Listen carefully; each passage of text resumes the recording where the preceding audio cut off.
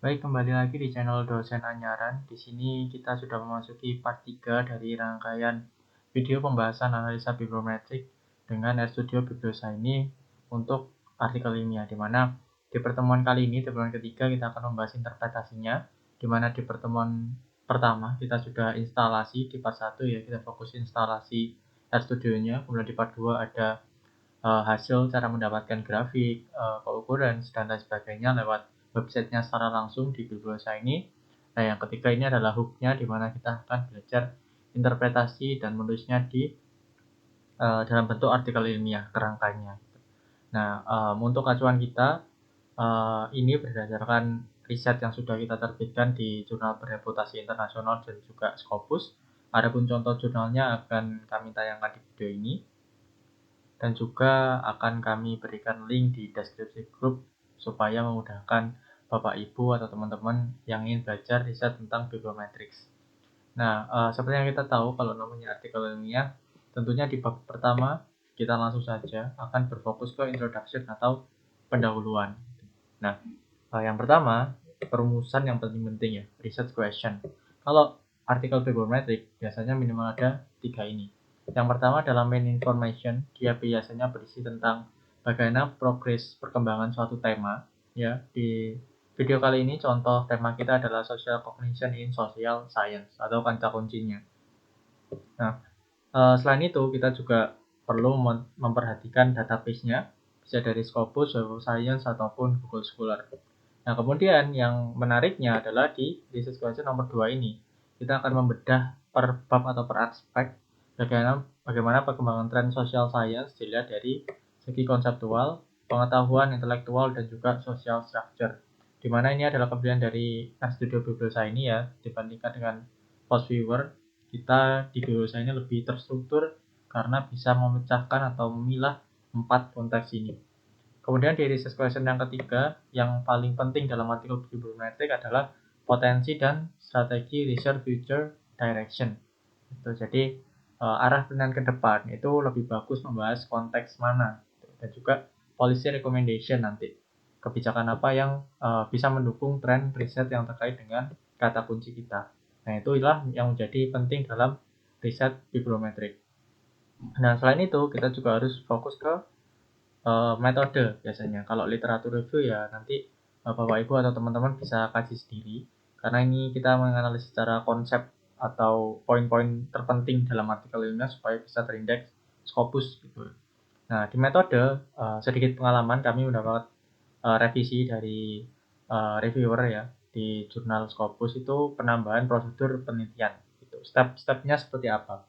Nah, di sini kami gambarkan yang pertama adalah defining keywords, menentukan keywords. Usahakan keywordnya yang sesuai tren gitu, yang isu-isu atau konteks-konteks yang terbaru, paling lambat 5 tahun terakhir.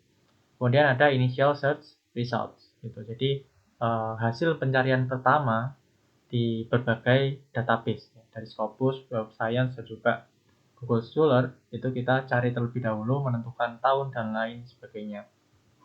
Dan yang tidak kalah penting adalah yang ketiga ini, yakni refinement of the research. Ya, jadi kita perbaiki hasil pencarian kita di database gitu. Jadi contoh misalkan kita sudah mencari di Scopus, itu kita ekstrak atau ekspor dalam bentuk CSV atau Excel. Nah, setelah itu jangan langsung dimasukkan ke Bibliosa ini, tapi kita cek dulu di Excel-nya.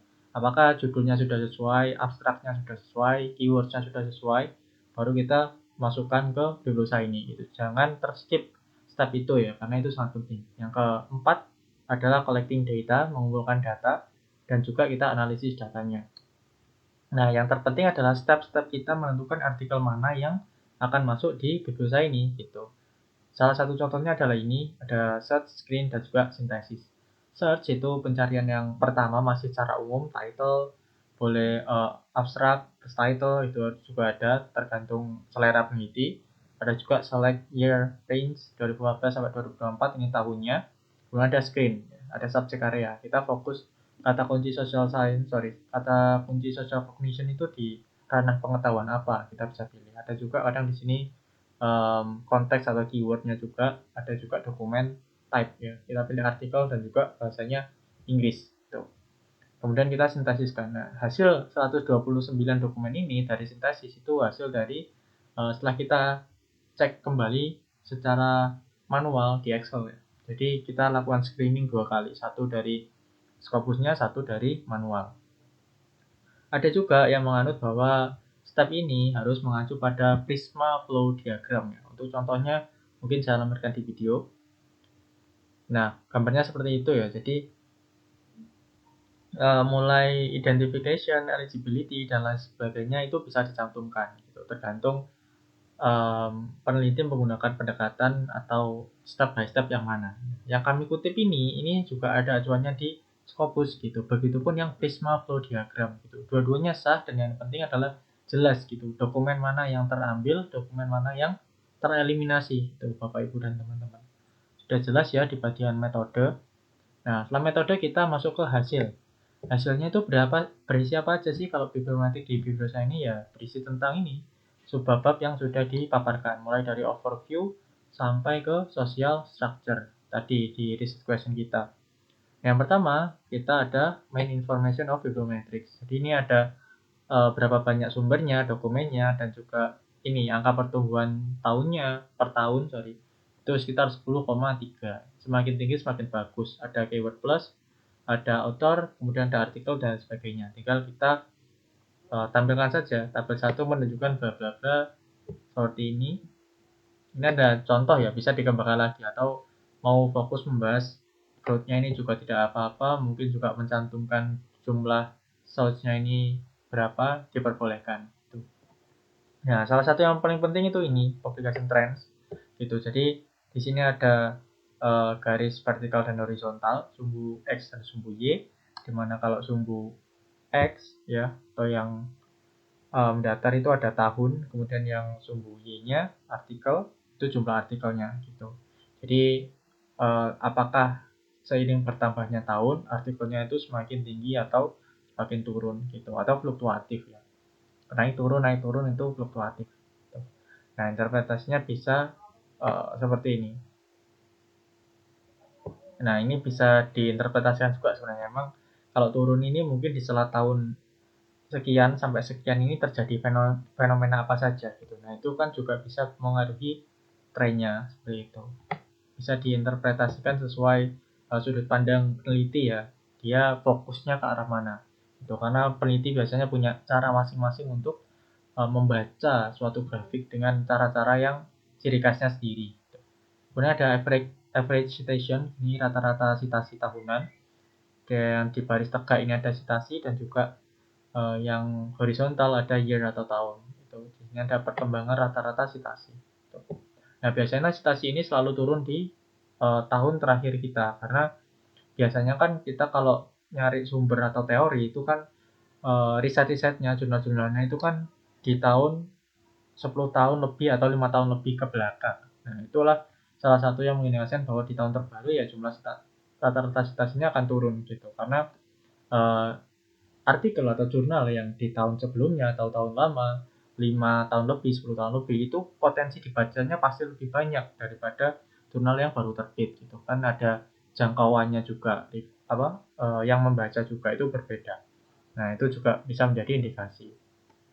Nah, kemudian di main information juga ada ini, thematic development, namanya diagram Sankey. Nah, ini di Bibliosa ininya ini bisa difilter ya. Bagian tengah ini nama penulis, bagian kirinya bisa keyword, bagian kanannya bisa keyword juga, atau keyword plus, atau title. Ya, terserah kebutuhannya peneliti. Gitu. Jadi ini mengisahkan atau mengilustrasikan perkembangan tema, ya, kemudian diadopsi atau dibahas oleh peneliti ini akhirnya memunculkan konteks yang terbaru. Nah, jadi ada 3 cutting point di sini 1, 2, 3. Nah, Bapak Ibu bisa interpretasikan. Diagram Sankey itu mengilustrasikan perkembangan tematik kata kunci paling signifikan mengenai topik. Jadi keyword sama keyword plus biasanya dipakai. Tuh. Ya, interpretasinya tinggal disebutkan saja. Tuh. Biasanya penulis yang dia sektor di cutting pot yang tengah ini besar, biasanya dia menjadi penulis utamanya gitu ya. Tapi kita nggak terlalu membahas terlalu dalam karena ini bentuknya hasil dan belum menentukan future research direction. Nah, kemudian yang terpenting ini peneliti profil peneliti dan juga sumber judul jurnalnya, sumber yang kita ambil. Ada top author, di sini list 5 10 itu diserahkan ke hak peneliti ya.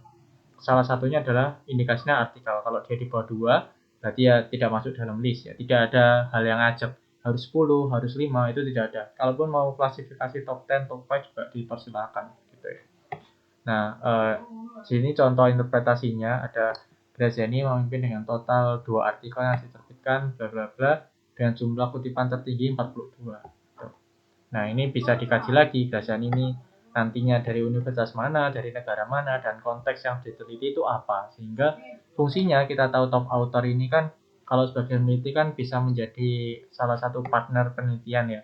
Kita tahu ahlinya siapa dan kita ajak penelitian gitu supaya hasilnya lebih generalisasi hasilnya lebih bagus gitu. Oke, kemudian juga ada top author production over time.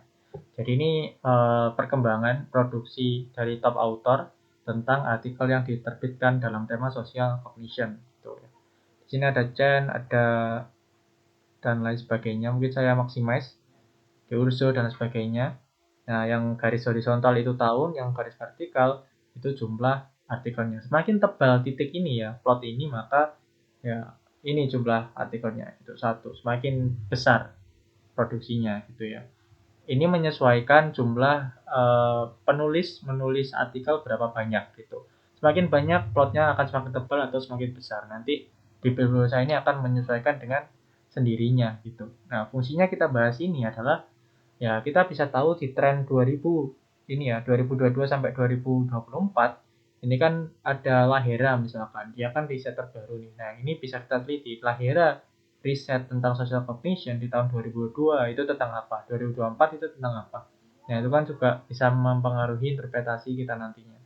Gitu. Tinggal ditulis saja produksi para penulis selama jangka waktu bla bla bla dan penulisnya siapa saja. Nah, hal ini menunjukkan adanya publikasi yang konsisten mengenai kognisi sosial dalam ilmu sosial secara berkelanjutan karena masing-masing penulis setiap tahunnya ini tidak putus ya dari mulai awal sampai akhir itu selalu ada secara konsisten menulis tentang social cognition. Contohnya interpretasi seperti itu. Ya, kemudian ada juga Lotka Laws atau hukum Lotka. Ini menyatakan bahwa jumlah penulis yang menghasilkan jumlah tertentu atau n publikasi berbanding terbalik dengan kuadrat dari n. Ya, nah bentuk grafiknya seperti ini. Dia seperti patah atau king.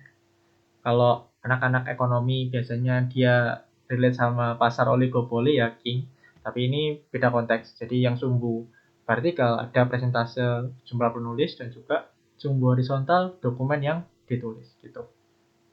Artinya apa kalau kita ilustrasikan di sini ya ini. Jika 100 orang menulis satu artikel, maka kira-kira 25 orang menulis 2 artikel. Gitu. Jadi semakin besar orang jumlah menulis, ya biasanya artikelnya akan lebih sedikit gitu. Ini 100 orang artikel 1.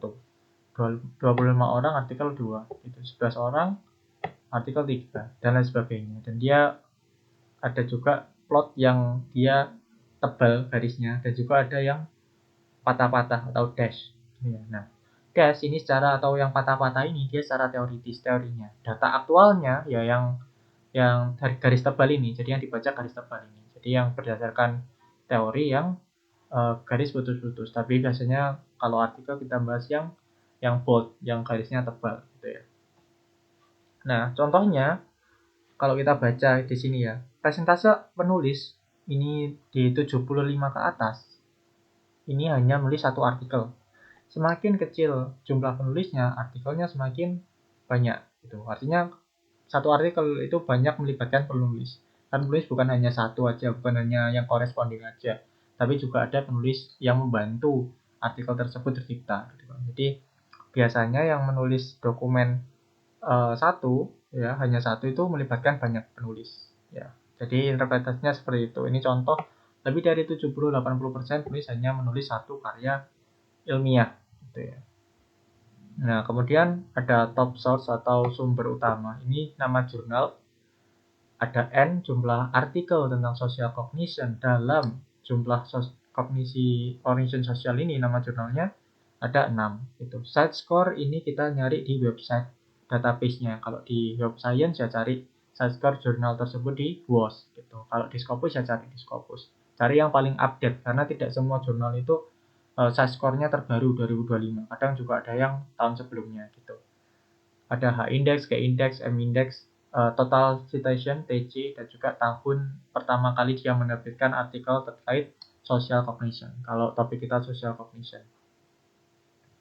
Nah, caranya kita interpretasikan menyediakan data mengenai urutan sumber jurnal yang paling banyak berkontribusi, gitu kan. Nah, gunanya kita mengetahui sumber jurnal ini adalah memudahkan peneliti dalam mencari artikel terkait social cognition kan gitu. Nah, semakin banyak diterbitkan maka jurnal tersebut semakin relevan untuk menjadi sumber pengetahuan kita. Kemudian yang E ada Bradford's Law, ya. Ini dikemukakan oleh Samuel Bradford 1934 menyatakan bahwa jika jurnal-jurnal dalam suatu bidang disusun berdasarkan jumlah artikel yang relevan, maka akan terbentuk pola inti atau core dan dari zona-zona berikutnya. Nah, zona 1 yang dimaksud ini ada peta abu-abu. Nah, ini zona 1. Menandakan bahwa jurnal-jurnal yang ada di range zona 1 ini itu layak dijadikan acuan untuk mencari artikel social cognition. Seperti itu ya, karena jumlahnya kan banyak. Jadi ini visualisasi dari top source gitu. Simpelnya kita bisa bilang seperti itu. Semakin ke kanan, ya persentase artikelnya kan semakin kecil ini, yang sumbu vertikal. Semakin ke kanan semakin kecil. Tuh. Jadi semakin ke kiri, sumber-sumbernya itu semakin terpercaya. Tuh ya. Nah, kemudian ada source production over time. Ya, sorry ini ada typo. Ya, perkembangan produksi dari jurnal-jurnal setiap tahun. Jadi ada kumulatif occurrence dan juga ada tahun, sumbu vertikal horizontal. Ini garis-garis biru, hijau, ungu, merah, kuning ini nama jurnalnya. Biasanya tertera di bawah sini. Dia bisa memperlihatkan tren bahwa contohnya jurnal X dia memproduksi apakah meningkat atau menurun dari mulai 2004 sampai 2024 gitu. Kalau dia meningkatnya konsisten ya kita bisa jadikan itu acuan berkali-kali gitu kan. Jadi misalnya kalau kita mencari social cognition kita cari di jurnal yang trennya bagus gitu. Kemudian ini ada most influential literatur, ya ada literatur yang paling berpengaruh, ya. Hingga tuliskan di sini papernya, citasi ya jangan lupa ada DOI, ada total citasi dan sumbernya jurnalnya. Gitu. Nah ini sangat penting ya. Salah satu yang tidak boleh hilang adalah most influential literatur ini, influential literatur, karena yang akan menjadi pokok bahasan tren. Gitu. Artikel tersebut atau yang ada di list ini adalah yang paling banyak disitasi dan pasti menunjukkan konteks. Nah, di sini ada contohnya interpretasi. Menunjukkan artikel-artikel yang membahas scoring sosial dan ilmu sosial yang memiliki dampak terbesar, bla bla bla. Bisa kita sebut judulnya apa, kemudian dia bahas konteksnya apa, boleh dicantumkan. Karena di artikel kadang dia ada yang pisah hasil dan pembahasan, ada yang digabung hasil dan pembahasan. Gitu. Nanti disesuaikan saja Bapak Ibu atau teman-teman. Nah, kemudian yang tidak kalah penting adalah top countries dan juga afiliasi. Jadi negara-negara mana, negara ini adalah asal dari penulisnya gitu. Jadi kan secara tidak langsung kan merepresentasikan kan di konteks negara mana riset itu berlangsung atau diteliti terkait social cognition. Sini ada frekuensi ya, jumlah artikel yang berasal dari penulis di negara USA contohnya seperti itu, total citasi dan rata-rata artikel citasi. Nah, kemudian tinggal nanti dideskripsikan saja ya seperti biasa. Nah, kemudian ada juga yang country production over time gitu.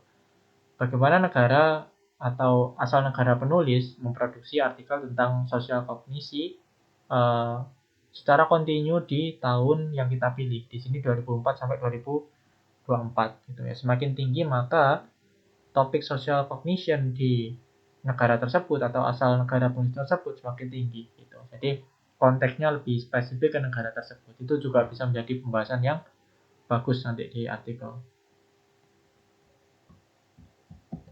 Nah, kemudian di sini juga ada afiliasi ya, universitas atau lembaga mana. Jadi tidak harus selalu universitas, kadang juga ada lembaga riset itu yang paling relevan afiliasinya, paling banyak membahas artikel tentang social cognition. Nah, ini adalah bisa jadi lanjutan dari yang top countries gitu. Karena biasanya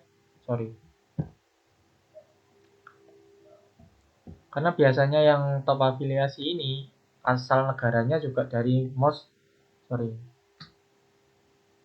paling banyak negara yang disitasi gitu. Jadi afiliasi ini juga berkorelasi dengan negara itu biasanya gitu. Kalau paling besar negara yang berafiliasi atau menerbitkan social cognition dari Amerika, ya biasanya univ-univ ini juga dari Amerika gitu. Nah, kemudian kita mulai masuk ke konteks spesifik ya. Tadi kan kita ada 4 konteks. Di sini yang pertama adalah conceptual structure ya. Dimana contextual structure ini kalau di Biblioscience ini paling tidak menampilkan 3 hal: co-occurrence, tematik, dan juga thematic evolution gitu. Kita akan bahas. Dan ini penting ya, karena tidak semua output data yang kita masukkan ke database Biblioscience itu outputnya akan sama gitu. Dia bisa menyesuaikan.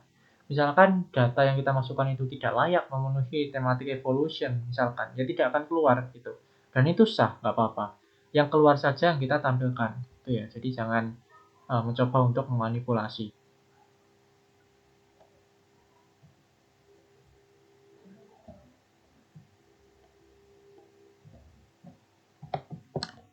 Oke, mohon maaf.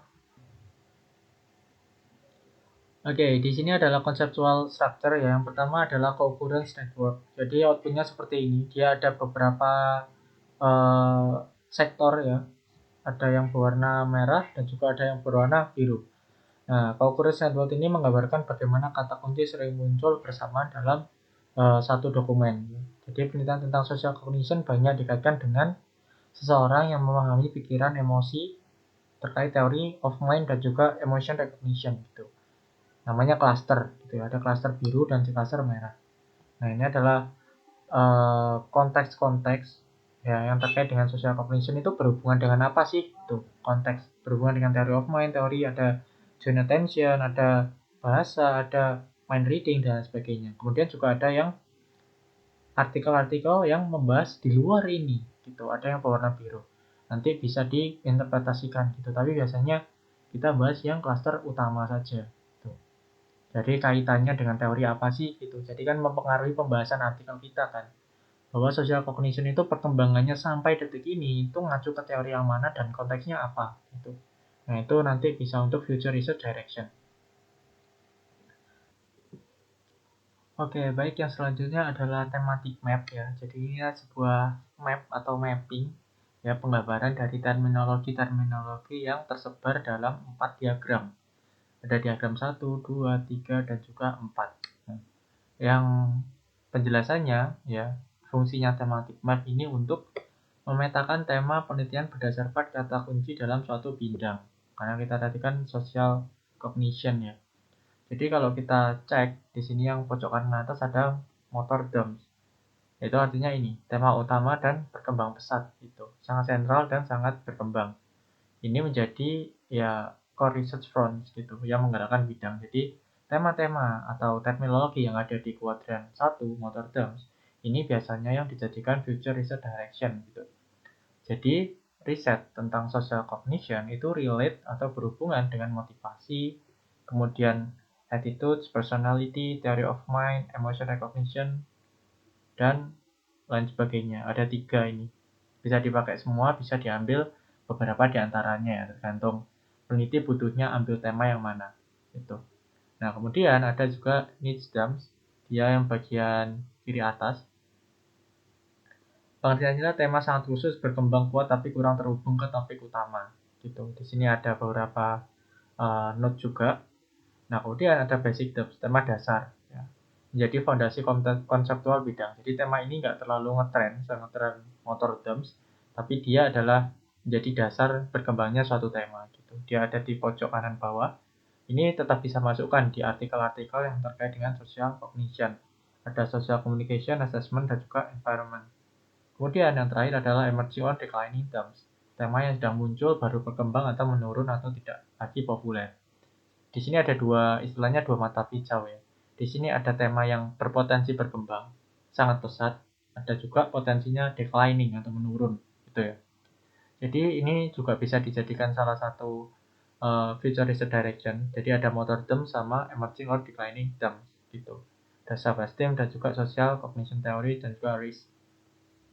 Nah, interpretasinya seperti ini ya. Jadi pendekatan lain untuk menganalisis struktur konseptual adalah melalui peta tematik. Nah, kita sebutkan di klaster 1 atau kuadran 1 itu ada apa saja, di basic terms ada apa, di emerging or declining terms ada apa. Jadi itu nanti bisa disebutkan dan mana yang layak dijadikan untuk atau tema-tema yang cocok untuk riset selanjutnya terkait kognisi sosial gitu. Nah, kemudian juga ada yang tematik evolution. Di sini juga ada 3 cutting point. Di sini bisa Bapak Ibu atau teman-teman sesuaikan cutting point-nya ada di tahun berapa saja. Di sini saya pilih 3. Jadi ini kurang lebih sama ya. Jadi perkembangan tema. Bedanya dia pakai keyword plus gitu. Nah, thematic evolution ini menggunakan keyword plus yang merupakan hasil keyword yang otomatis diolah di database bukan penulis. Karena kita tahu ada keyword berdasarkan penulis ya atau author keyword dan juga ada keyword plus. Jadi yang lebih banyak dipakai adalah keyword plus karena dia lebih objektif ya. Karena dia sistemnya bisa meninjau isi artikel itu, kemudian yang layak jadi keyword itu apa sih gitu. Karena kalau kita author keywords itu subjektivitasnya kan lebih tinggi gitu. Nah, di sini ada perkembangan temanya dari ini contoh ya Bapak Ibu. Karena riset kita adalah social cognition di video ini hanya contoh. Ini dulu kita pakai informal ekonomi kemudian berkembang di tahun sekian dan berkembang lagi di tahun sekian. Ini juga bisa dibahas. Nah, kemudian ada selanjutnya ada knowledge structure analysis. Di sini ada 1 2 3 4 5 ya tergantung munculnya database di bibliosa ini seperti apa. Yang pertama ada most frequent words, kata-kata yang paling sering muncul ya. Di sini ada keyword plus, ada juga occurrence gitu, vertikal dan juga horizontal. Nah, ini ada note, ini jumlah seberapa sering muncul di berbagai kata kunci kita, berbagai artikel kata kunci kita ya, tentang social cognition. Nah, kemudian juga ada word cloud. Ini sekali lagi Bapak Ibu ini hanya contoh ya, sebenarnya harusnya kan social cognition. Ini kebetulan data kami hilang ya, yang social cognition. Ini kami ambil yang informal sector. Jadi word cloud. Kalau pernah pakai NVivo, nah konsepnya sama, visualisasi kata yang lebih besar. Dari kelima ini boleh dipilih 2 atau 3 atau salah satu juga boleh mewakili. Dari keempat ini most frequent word cloud remap sama word frequency over time ya. Salah satu yang bagus di 2025 ini ada trend topics. Ya, kalau kita cek, nah di sini remap ya, ini presentase. Kalau titik kan semakin besar fontnya dia semakin berpengaruh atau paling sering muncul. Kalau remap dia presentasenya, gitu ya. Nah, kemudian ini seberapa sering kata muncul berdasarkan waktu ya.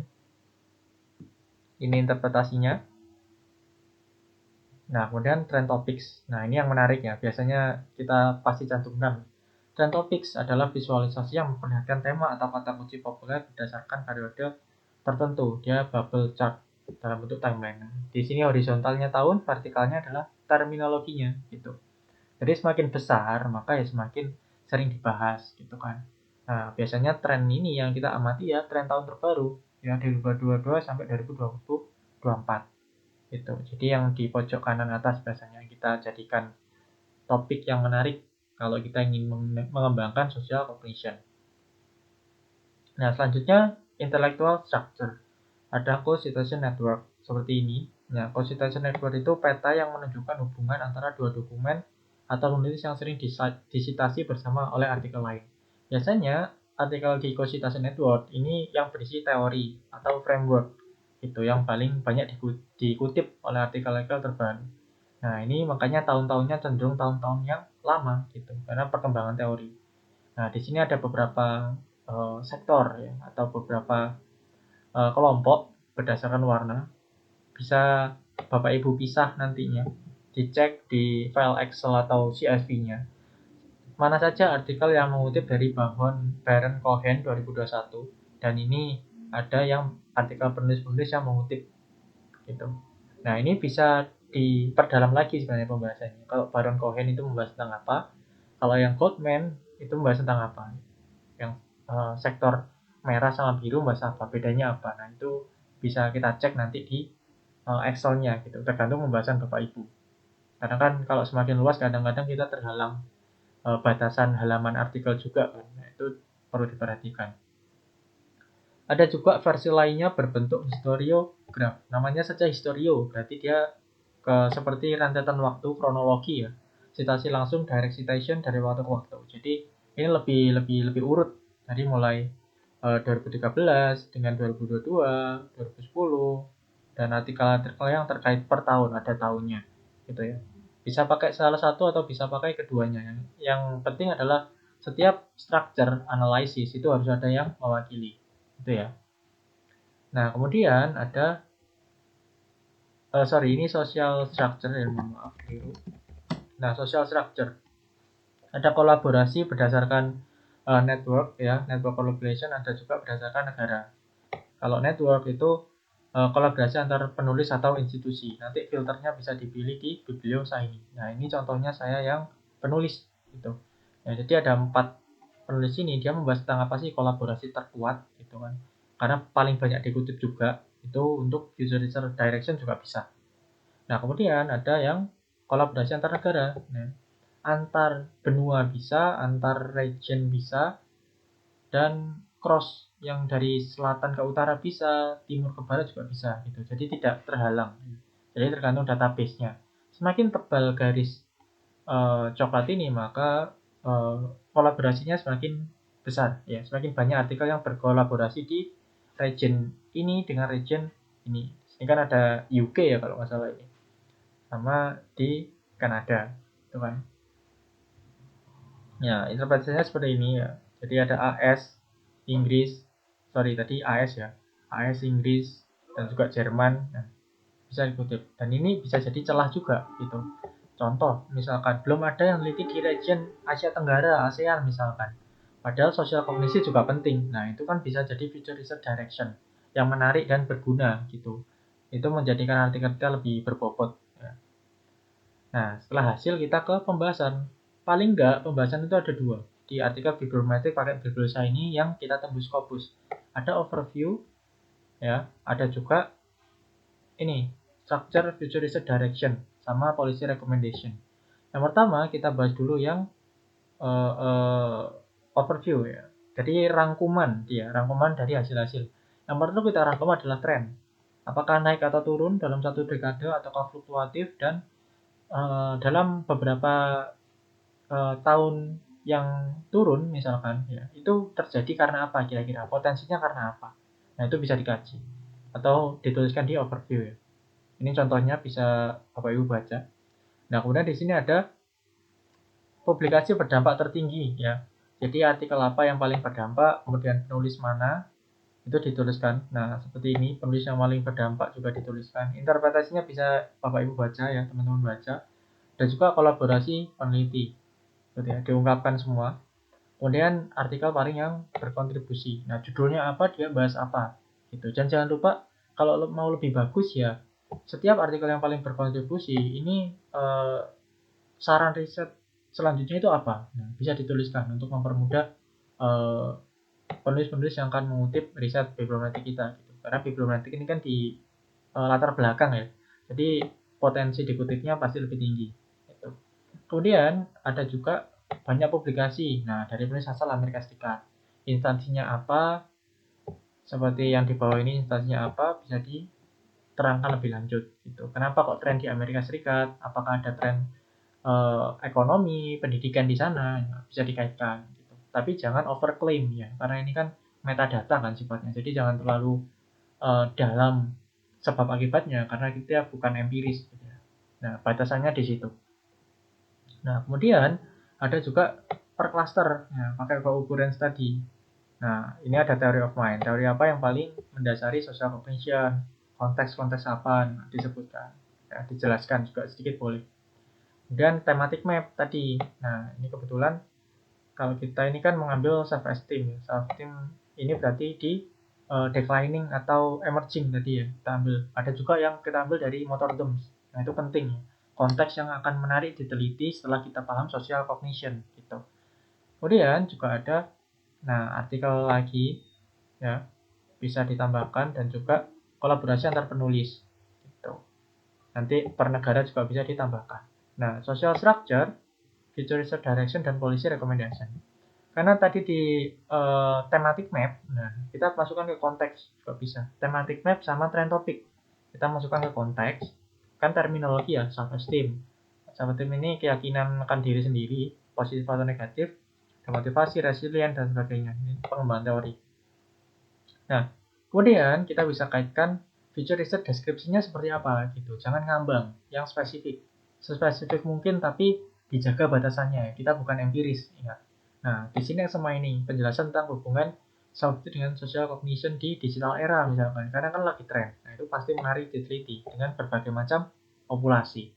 Kemudian kita juga kaitkan di topik-topik dunia yang terkenal dari pendidikan misalkan ada kemampuan abad 21. Nah, di sini ada SDGs, Sustainability Well-being. Karena well-being kesejahteraan itu bukan diukur dari ekonomi saja, dari sosial, psikologi juga bisa kan gitu. Nah, kemudian ada motivasi ya, di potensi apa sih? Nah, hasil dari future research description ini ya hasil Bapak Ibu atau teman-teman melihat gitu isi artikel yang paling berkontribusi atau paling banyak dikutip itu apa. Jadi dibaca jangan lupa. Nah, ada SDGs dan lain sebagainya.